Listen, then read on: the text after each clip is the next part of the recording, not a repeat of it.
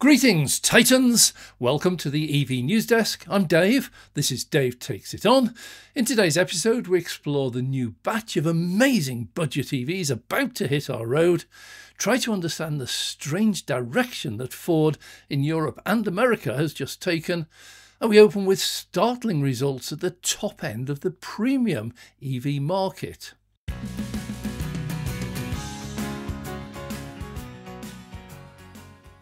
Here we go. Well, what's going on for the lucky buyers who've got $100,000 or pounds and more to spend on an EV? The world laughed at Elon Musk when he unveiled the Cybertruck, and even his own staff, managers and co-directors secretly designed an alternative, traditional-looking version for when the public rejected it. Jim Farley, CEO of Ford, was really scathing in an interview with Jim Cramer on CNBC, and I quote, "And if he wants to design a Cybertruck for Silicon Valley people, fine, it's like a cool high-end product parked in front of a hotel.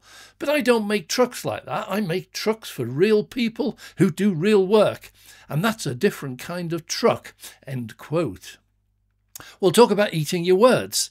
The pickup truck market in America is absolutely huge, with Ford the clear winners, selling around 750,000 in 2023. The celebrity market is booming over there for all things Porsche, Ferrari, Lamborghini and the like. But the F-150 Lightning, Ford's version of an electric pickup truck, has tanked. Against an expected 150,000 sales targeted last year, it scraped in with just 24,000 and lost the equivalent of nearly $100,000 on each and every one. This year so far, 2024, looks little better. But the high-end product parked in front of a hotel has now overtaken it. In Q2 2024, the F-150 Lightning, 7,902 sales, Cybertruck, 8,755. Well, that sucks for Jim. Well, not only that, but Tesla is reported to be ramping up an immediate 50,000 units a year to try to meet the simply huge demand of the 2 million pre-orders already received. And celebrities now see the Cybertruck as the must-have vehicle, with countless really huge stars posing in them. Kim Kardashian, Justin Bieber, Katy Perry, Beyonce, Jay-Z, Lady Gaga, to name just a few. Well, the doubters out there will shout loudly, $100 deposit on a pre-order is not a sale. Absolutely true. But realise that at present, deliveries are only the Founders Edition, priced at over $100,000. Expect to see an absolutely massive surge in sales when they release the basic model, reported to be priced at around $50,000.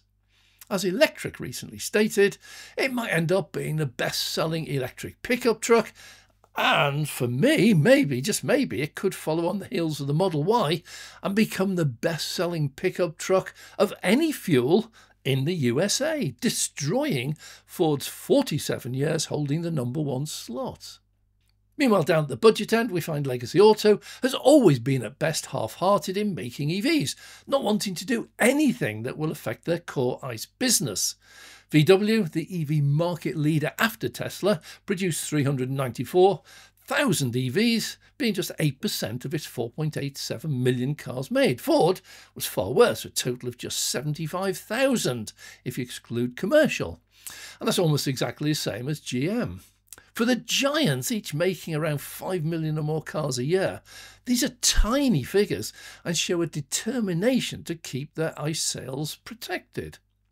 Well, late in the day, Legacy has realised there is a huge demand at the budget end of the EV market, and by way of mergers and joint ventures, they've embarked on a programme of making, or in most cases simply assembling, budget models, which are mostly Chinese ones. But their idea of budget seems to be totally at odds with their customers and today's economy. Well, Citroën launched their EC3 at $21,990, hailed at the time as being really cheap, but the petrol version starts at $14,150. That's a 50% price hike for EV. Renault also stretched the meaning of the word budget, with their base model 5e reported to be starting at $25,000 but not available until late 2025. While what is available is priced at €32,000. The nearest equivalent car for petrol is the Clio, Now, before you shout at me, the Renault 5e is 3,920mm long, 1,770 wide and 1,500 high, versus the Clio, which is longer at 4,053mm, wider at 1,798, and just a touch shorter at 1,440 high. So okay, it's 2.5 inches taller. But the R5e is shorter and narrower. And the Clio starts at 14,100, making the Renault 5e 70% dearer. And these are their budget models. Are they taking us for a ride?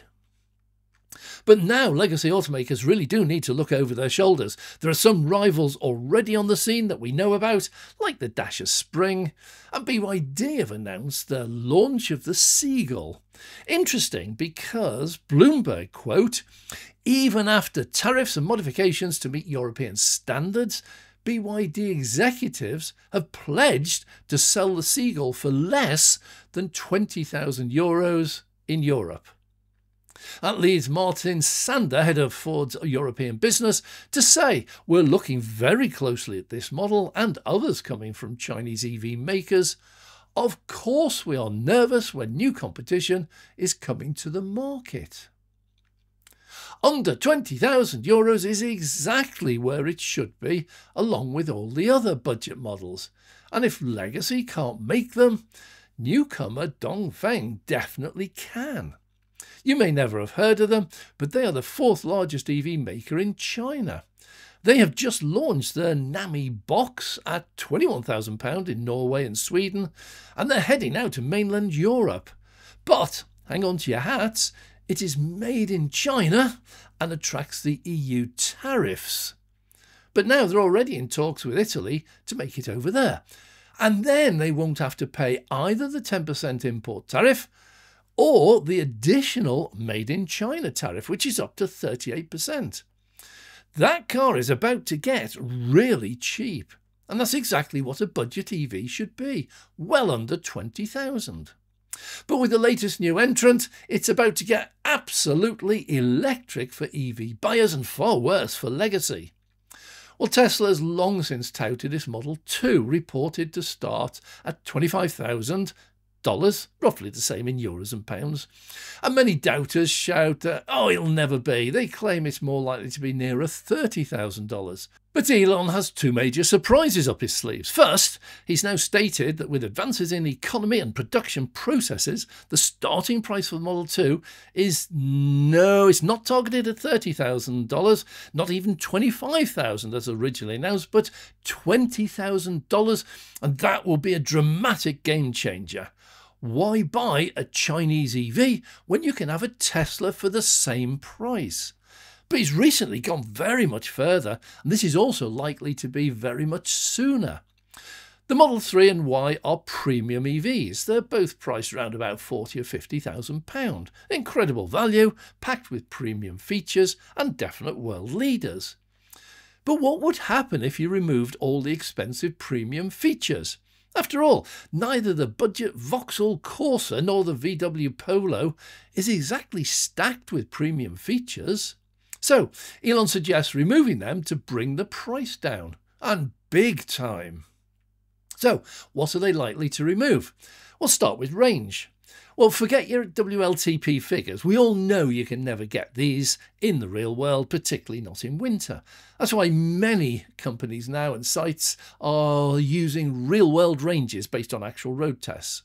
According to one, which is Electric Vehicle Database, most European budget EVs have a realistic range of 150 to 200 miles, while the cheapest basic Model 3 is quoted by them as having a 260-mile range. So cut that back to 200 mile by installing a smaller, cheaper LFP battery pack. That's nearly 25% smaller, so it's a lot cheaper.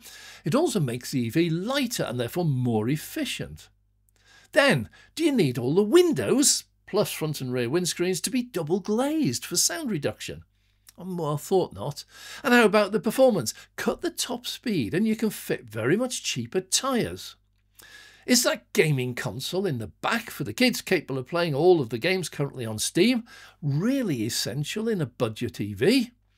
Or how about heated seats, heated steering wheel, the new adaptive matrix LED headlights? These all cost serious money, so removing them still leaves a Model 3, but just with more basic features. How about that sound system?